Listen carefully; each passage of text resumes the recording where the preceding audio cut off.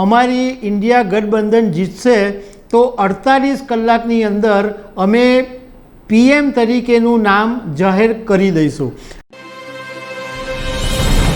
નમસ્કાર દર્શક મિત્રો, 4 જૂને પરિણામો જાહેર થવાના છે, પરંતુ અત્યારથી કોંગ્રેસને એવા સપના દેખાવા માંડ્યા છે કે આ વખતે ઇન્ડિયા ગઠબંધનની સરકાર બનશે। અને જયરામ રમેશે તો એક પ્રેસ કોન્ફરન્સ કરીને એમ કહી દીધું કે અમારી ઇન્ડિયા ગઠબંધન જીતશે તો 48 કલાકની અંદર અમે પીએમ તરીકેનું નામ જાહેર કરી દઈશું।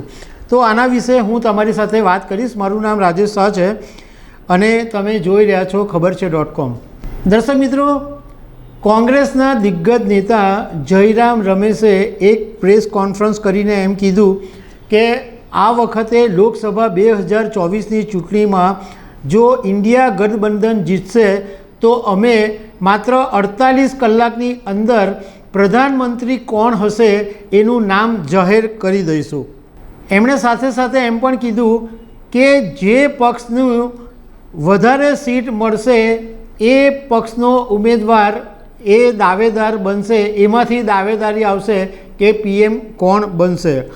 જયરામ રમેશને એક સવાલ મીડિયાના લોકોએ પૂછ્યો કે શું તમે નીતિશ કુમાર અને ચંદ્રાબાબુ નાયડુ કે જે તમારો સાથે છેડો ફાડીને એનડીએમાં ગયા એમને કોઈ સંજોગોમાં પાછા લેશો?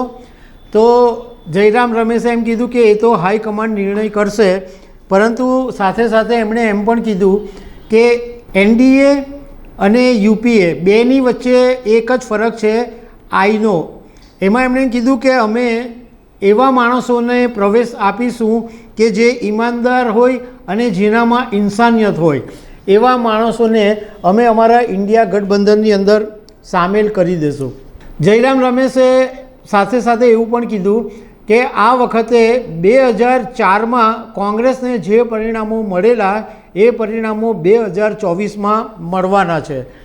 કોંગ્રેસને રાજસ્થાન, કર્ણાટક, તેલંગાણા, મહારાષ્ટ્ર આ બધા રાજ્યોમાંથી વધારે સીટો મળવાની અપેક્ષા છે એવું જયરામ રમેશે કીધું। સાથે સાથે એમ કીધું કે ઉત્તર પ્રદેશમાં પણ આ વખતે કોંગ્રેસને ફાયદો થશે। એમણે 2004નો એક દાખલો આપીને એમ કીધેલું કે 2004માં જ્યારે 13 જૂને પરિણામો જાહેર થયેલા એના 3 દિવસ પછી યુપીએ સરકારે પ્રધાનમંત્રી તરીકે ડૉક્ટર મનમોહન સિંહનું નામ જાહેર કરી દીધેલું।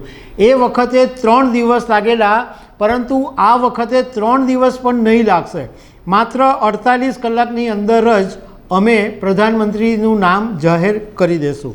4 જૂને પરિણામ આવશે, પછી ખબર પડશે કે કોણ પ્રધાનમંત્રી બને છે અને કોણ કેટલી બેઠકો જીતે છે। તો દર્શક મિત્રો, આવી અનેક વાતો સાથે અમે તમને મળતા રહીશું। Thank you very much.